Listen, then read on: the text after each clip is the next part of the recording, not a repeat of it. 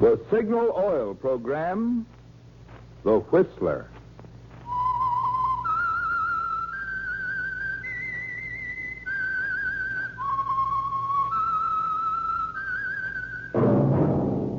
That whistle is your signal for the Signal Oil program, The Whistler.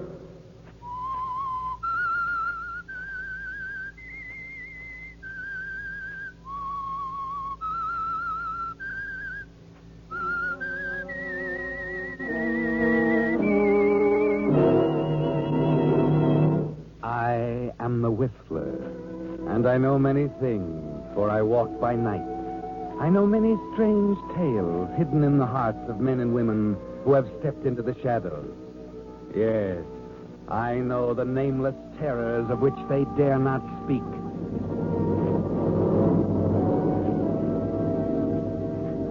Yes, friends, it's time for The Whistler.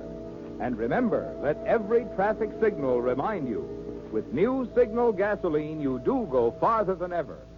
Look for the familiar big yellow and black circle sign that identifies those popular Signal service stations throughout the West from Canada to Mexico. And now, the Whistler's strange story, The Sellout.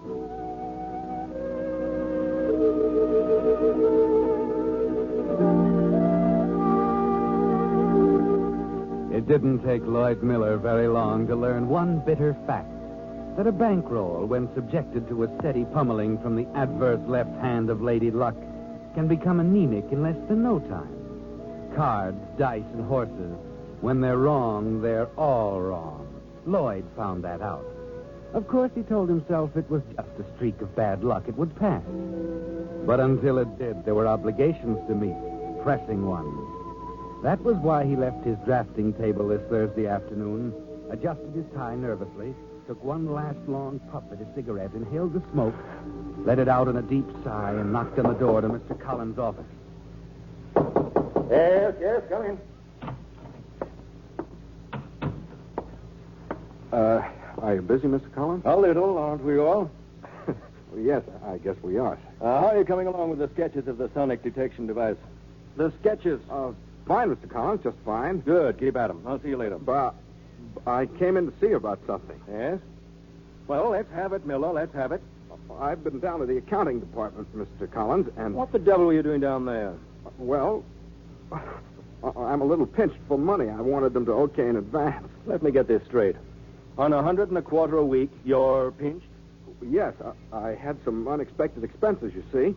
Things came up suddenly, sort of put holes in my reserve fund. It didn't last long. Well, that's too bad. Well, what else?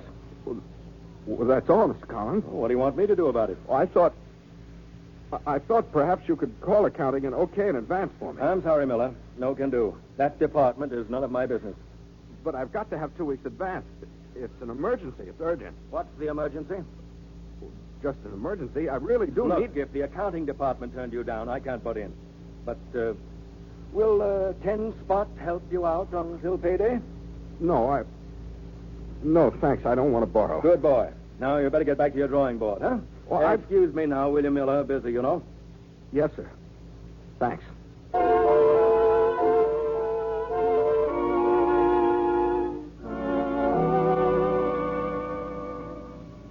That was bad, wasn't it, Lloyd? Turned down. And you do need money badly. You've got 75 cents in your pocket. That's all. And that evening you walked the streets trying to figure some way out. But there's only one way. And that's to get some money. But how? How? You're still thinking about it as you let yourself in your flat. The flat you owe 2 months' rent for. You open the door. Barsman. Close the door, Miller. How'd you get in here? Your landlady let me in. Charming woman. Likes to talk. Seems you owe her 2 months' rent, Miller. Well, she knows I'll pay her. That's what I mean. Charming. Maybe overconfident, too. I'm in a spot. I know it. Ever see this before? It's my IOU. I'm glad you don't need glasses. Only a calendar. Huh? I've had this IOU for 6 weeks now. Getting tired of looking at Well, it. you can afford to wait, can't you? It's only $500, Barsman. I'm going to pay it. All I need is a little... Hey, what you need, Miller, is a little convincing. About welching on bets, I mean. I tell you, I'm going to pay it. Sure you're going to pay it. Now, wait a minute, Barsman. You... No, that rough stuff doesn't go anymore. You won't get by with it. You've been to too many movies, Miller. I'm not going to toss you in the river. You had me going for a minute. I thought you were serious. I am. Huh? Nowadays, it's much more effective and safer. For example, you wake up Monday morning, or any morning for that matter. You're feeling fine, swell. Then, that night, you're in the hospital for a long stay. When you get out, you're a little hard to recognize. That way, a lot of other Welchers can see the horrible example. They think twice before sticking the big, bad gambling house owner with a bad IOU. Barsman, I'll get it for you. I swear I'll get it for you. I just had a run of bad luck, that's all. But you're first. You'll get the $500 before anybody else. Shut up and listen. I didn't come here to collect the money. I came here to give you a break. Break? Uh-huh. From what I hear, you're a draftsman at Brewster Electronics, right? What's that got to do with it? I got a friend who'll pay $2,000 for the sketches of the new sonic detection device. Are you crazy? That's government stuff. Secret. Sure. And you're in just the right spot to make them a little less secret. What, do you know what you're talking about? That's a term in federal prison. If you get caught. Well, how can I help getting caught? Listen, how big are those sketches? Well, just regular-sized paper, but they're only pencil sketches. That's perfect. It's perfect for what? For sending them through the mail? Oh, no. No, that's out, Barsman. My friend needs those sketches by Saturday morning. He's in San Francisco. Airmail from Los Angeles will do it. Well, how can I replace them? Easy, you get them back. My friend in San Francisco photographs them and airmails them back. You'll get them Monday. And who's the wiser? Well, I can't do it. I'd be scared stiff, Barsman. You were scared just a minute ago, remember? Now, here's $1,000 on account. There's another package just like this waiting. Well, Here's the name and address of my friend in San Francisco. And don't try a double cross. Now, you can take it or leave it. And if I leave it? You won't. Will you? I don't think you'll leave it, Miller. But if you do, I'll have to sort of make plans, you know. Think it over, Miller. You can get me at this number. Beacon 2305.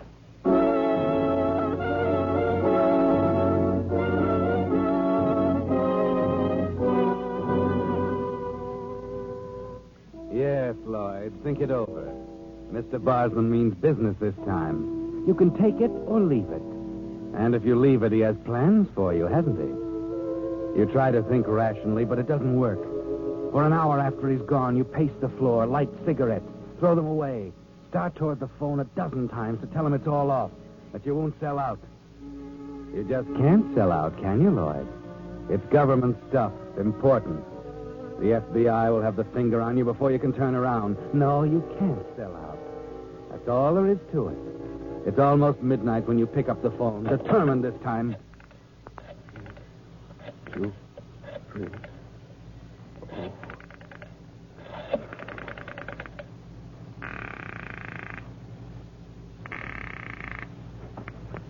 Yeah? Barsman? I am, Miller. Now, what's it gonna be? Well, Listen, Barsman, Go ahead. Okay, I'll do it. Give me the address in San Francisco. I knew you were my boy, Miller. Bought and paid for.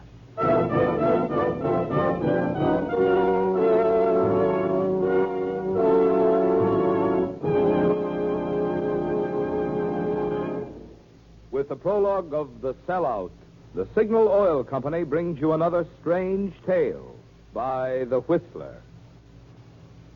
You know, friends, this afternoon while I was looking over one of the new model cars, I was particularly impressed with the results of modern engineering. Through clever streamlining and the elimination of unnecessary weight, they not only increased speed and pickup, but they also increased the gasoline mileage. Well, it occurred to me that's the same thing modern engineering has done for signal gasoline. When scientists rearranged the atoms in gasoline molecules to put increased power into new signal gasoline, they not only gave you quicker starting, faster pickup, and higher anti-knock that makes even vintage model cars feel young again, but they also achieved a bonus of extra mileage. After all, it's only natural that the gasoline that gets the most efficient performance from your motor also helps you get the most miles per gallon. Well, that's an important point to remember.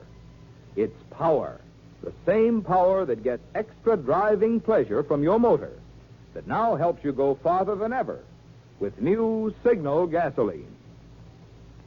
And now, back to the Whistler.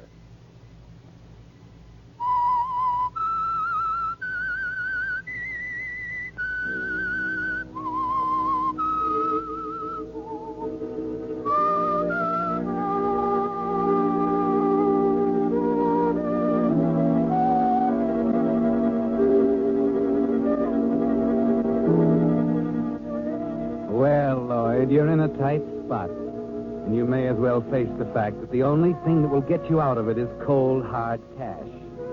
You know Mr. Barsman. You could see the tight, vicious look around his mouth when he talked about the $500 IOU and the steps he might be forced to take should you choose to turn down his proposition, to decide not to sell out and not to mail the sketches to his friend in San Francisco. Yes, there's no future in that, is there, Lloyd? The only way out now is Mr. Barsman's way. And as Friday morning wears on, you work on the sketches at your drafting table, carefully penciling in the important details. Maybe Barsman is right, Lloyd. It might be easier than you think. Miller. What? Oh, yes, Mr. Collins. What's the matter? Oh, nothing. I didn't see you come up. I was kind of busy. Let me take a look at those sketches, will you? Well, yes, go right ahead. Oh, not bad, Miller. Better outline this relay a little more clearly and pencil in the tube numbers. Okay, I'll do it right away. When do you think you'll have them ready for photostat? Oh, Tuesday at the latest. Tuesday it is. Oh, Pat, wait up there a minute. Oh, Mr. Collins? Yes? Do you think you'll be wanting to see these any more today? Huh? Why? Why'd you ask that? Well, I thought I'd ink them fast and get what I have for photostat. Well, all right, I'll let you alone with them. Thanks. Thanks, Mr. Collins.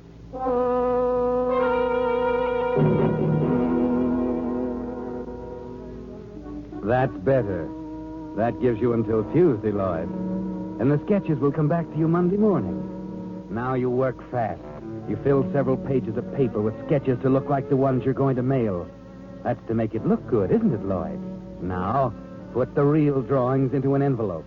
And you're using a company envelope, so it would attract suspicion. Then you put on an airmail stamp.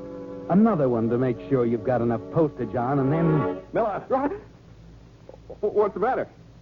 Say, what the devil is wrong with you today? You jump like a gaffed salmon. You're as pale as a ghost. I feel all right, Mr. Collins. Well, you don't look it. You sure you're all right? Yes, I'm sure. Did you want anything? Yes, come into my office and we'll... What's that? What's what? Oh, a letter, huh? Yes, a letter. It's to my sister. I haven't written to my sister for a long time, and I thought... Using company envelopes, eh? Well, it was the only one I had. Well, don't make a practice of it. Now, come along. Yes, sir. Better bring the letter along. Bring it along? Yes, bring it along. One thing you've got to learn, especially if you ever expect to get married. Never leave an unmailed letter laying around. You can mail it from the chute in the corridor. Oh, I can mail it later. There's no hurry, really. Come along, Miller. Don't be one of those fellows who walk around with unmailed letters in their pockets. What I want to see you about won't take long, Miller, and there's the chute. Go ahead, mail it. Oh, but I... Go ahead, man. Now, what's the matter? But it's a little too big for the slot. What did you do, write a book? Oh, I'll take it downstairs later. We don't... Wait. No wonder you can't get it in. You've got it crumpled. Here, give it to me. Oh, no, I'll take it later. Give it to me. There. That did it. Now come into my office. You're as jumpy as a cat. Sit down. Yes, sir. Miller, you're a good man. Thanks, Mr. Collins. But you're a little slow. Flo? Yes, apparently too slow for Uncle Sam. The inspector's coming Monday to look at those sketches of the sonic device. Monday? But I said I couldn't possibly have them ready until Tuesday. I can't have them before then. Well, don't get so upset about it. We'll show him what you finished and explain the details of the rest. Well, will he understand? I mean, it's a pretty complicated thing. He'd better wait until we can get the photostats. He's an inspector, Miller. You know him, McVeigh from Washington. He knows the score. McVeigh? Yes, that's right. I've got him a room at the Continental Hotel. He's flying in Monday morning.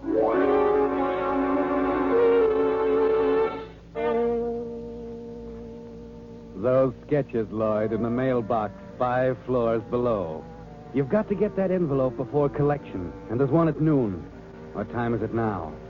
11:58. You press the button for the elevator, and then you remember the cars are crowded at noon, stop at every floor. You take 5 flights of stairs at breakneck speed into the lobby and the big brass mailbox at the end of the chute. Oh, mailman, I wonder if he's... Not yet, Miller. Barsman, what are you doing here? Doing just exactly what I thought I'd have to do. Keep you from getting cold feet and welching again. Look, Barsman, you don't get it. You don't understand. I've got... Barsman, there's the mailman. Please, let me get that envelope and I'll explain later, please. You were paid $2,000 to see that the mailman gets it. Barsman, you've got to let me get that envelope. He's taking the mail out now. He's Get going away to from there. Come on, get out of this lobby. Barsman, for the I love... said, come on.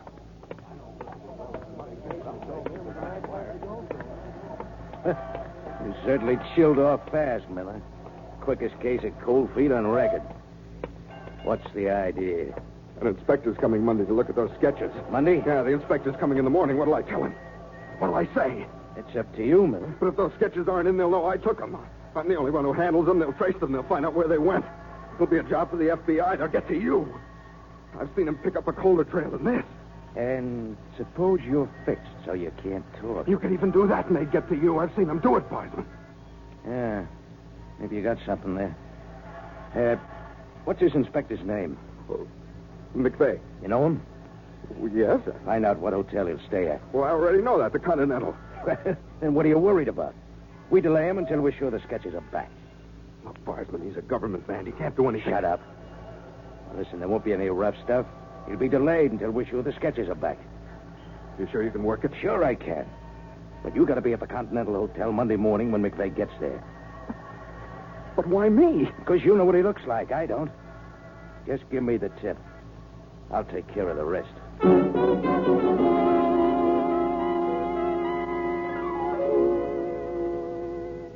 The rest of the day is agony to you, isn't it, Lloyd? You work over the fake sketches, your heart in your mouth every time Mr. Collins passes your drafting board. But he doesn't stop, and at last the day's over. Saturday is even worse agony, and Sunday... You wait for a call from Barsman. Cigarettes are piled up on the ashtray by your bed.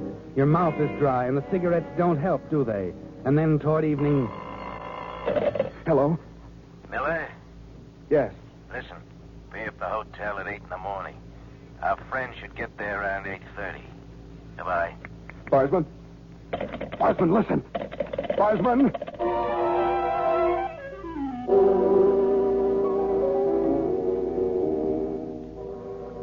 That's all, Lloyd. Just be at the Continental Hotel at 8 in the morning. Monday morning to identify McVeigh for Barsman. Now, all you've got to worry about is whether Barsman means to kill the inspector or just delay him. Not much sleep tonight, is there? Time goes so slowly. And then it seems to speed up toward morning. 7 o'clock, already 7:30. It's after 8 when you hurry into the lobby of the hotel. Going right now. What kept you? I got here as soon as I could. All right. But watch that door. What are you going to do, Barsman? Leave that to me. Now sit down and shut up.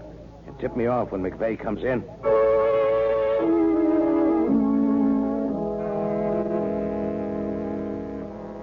So you sit next to Barsman and try to read the newspaper. But the page is blank, isn't it? And the door to the hotel, it seems so large, so very large. Why, 1,000 people could come through it and you'd miss McVeigh, never see him. It's after 8:30. More and more people come in. You can hardly look at them all. Is that McVeigh? That man in the gray hat and blue suit with his back turned, walking toward the desk so you can't see his face. But you've got to, because he walks like McVeigh. He might be McVeigh. Barsman, that man. Gray hat, blue suit at the desk. Oh, you idiot. Why'd you let him get that far? Get over to that desk before he gets away. Well, you could check the register. Let the clerk identify me? Not me. Go ahead. But he might see me. Listen, if you don't get up there in 2 seconds, I'll take my chances by putting you where you can't talk. Now, go on. Well, All right. I wired ahead about 4 days ago.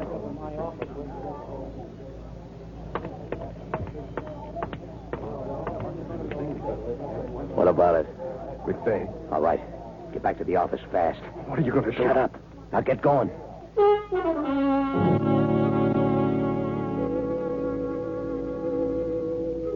You're sure now it'll never work. And all the way back to the office, you fight the urge to run away, to forget about the whole fantastic plan.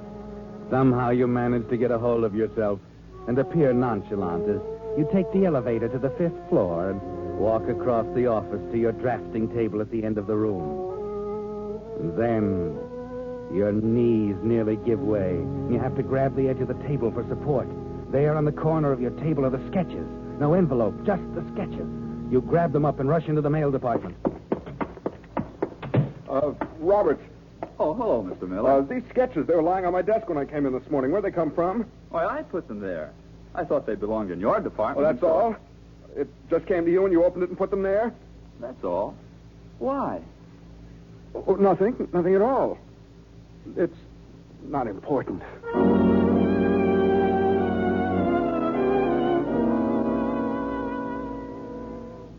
Well, things are looking up now. And you're playing it smart, aren't you, Lloyd? You don't make a point of it with Robert.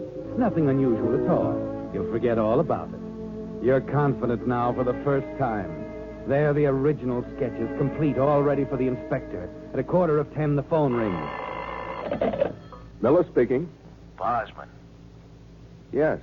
our friend's clear out the other side of town. I arranged a special taxi for him.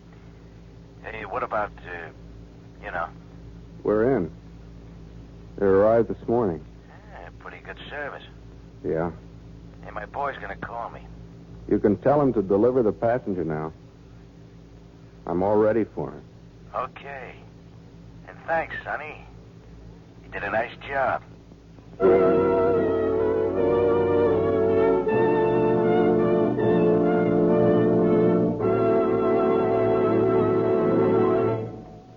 The Whistler will return in just a moment with the strange ending of tonight's story. But now, since your mind is all sharpened up for a good mystery, suppose you try solving this little riddle. What are 5 important points on a car that the driver seldom ever sees, if at all, but other drivers and pedestrians see them every time they're used? Got it? Of course, they're the headlights and taillights and stoplights. You can't see them when you're behind the wheel. When you get out of the car, you turn them off, which probably explains why 51% of the defects found in the recent police traffic safety check were faulty lights. Now, friends, right there is just one of the little ways in which your signal dealer can be of extra service to you. He'll be glad to test your lights. And if one of them is out, he'll install a replacement bulb before you can say accident. Maybe your windshield wiper blade is worn and leaving streaks. In just a few minutes, your signal dealer will install a fine new blade for safe, clear vision. You see, signal stations are much more than headquarters for Signal's famous Go Farther gasoline and that great new Signal Premium Motor Oil. Stop in. Wherever you find the big Signal Circle sign in yellow and black, there you'll also find a complete line of services and accessories to help your car run better, look better, and last longer. And now, back to the Whistler.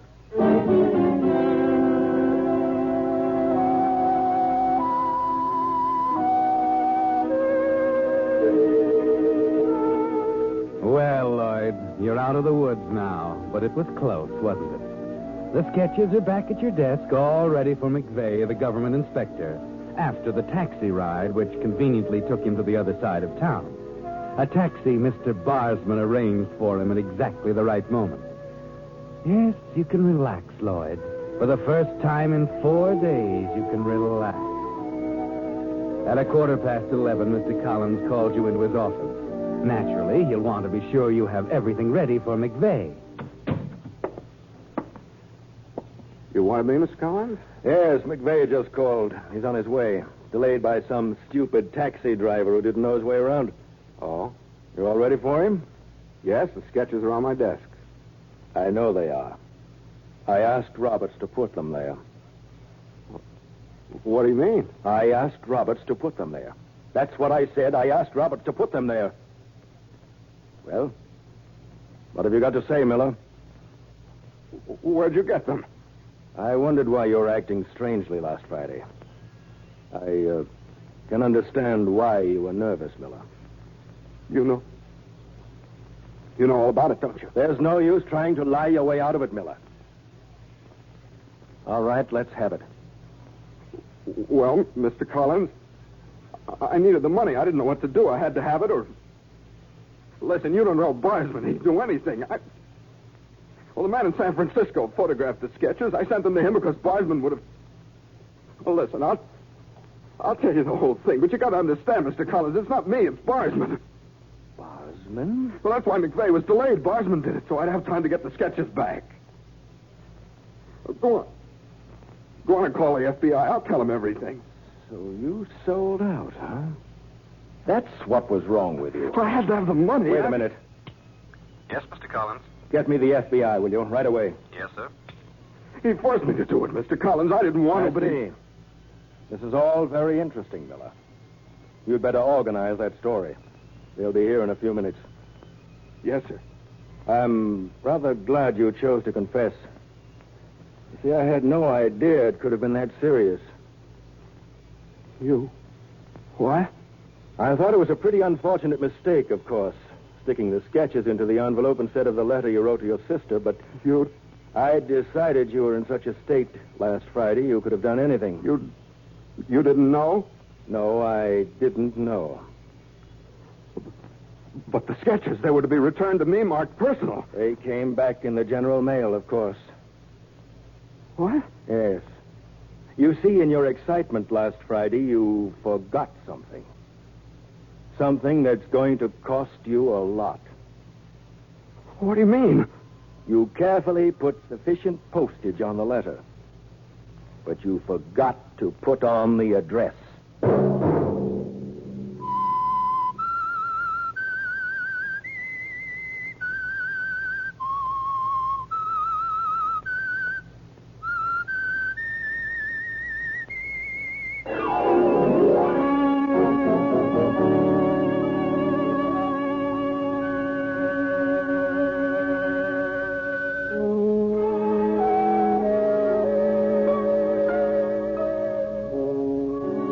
Monday at 9 o'clock, The Whistler will bring you another strange tale. The Whistler is broadcast for your entertainment by the marketers of Signal gasoline and motor oil and fine quality automotive accessories, and by your neighborhood Signal dealer. Featured in tonight's program were Elliott Lewis, Jack Moyles, and Charles Seals. This program produced by George W. Allen with tonight's story by Russell Hughes, music by Wilbur Hatch, is transmitted to our troops overseas by the Armed Forces Radio Service.